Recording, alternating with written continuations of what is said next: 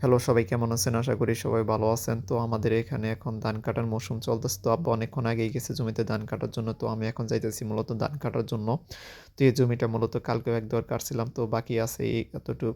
তো এখন বাপ-বেটা দুজনে ধান কেটে শেষ দেবো ইনশাল্লাহ। তো ধান কাটতেছি। তো আব্বা এক নাগাড়ে কীভাবে এইভাবে ধান কাটে আমি এটাই বুঝি না। আমি এক দেওয়ার করে ধান কাটি আবার ফিরে রেস্ট নিয়ে ধান কাটতে হয়।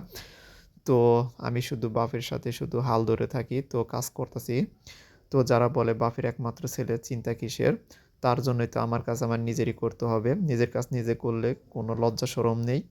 তো কাজ করলে শরীর মন ২ টাই ভালো থাকে। তো দেখতেই পারতেছেন ধান কাটতাছি। তো আমি আব্বার সাথে কিন্তু কোনোভাবেই পারি না। আমি শুধু তার সাথে থাকি আর এবং চেষ্টা করি যে কাজ করতাছি। তো দেখতেই পারতেছেন ধানগুলো কাটতেছি তাড়াহুড়া করে।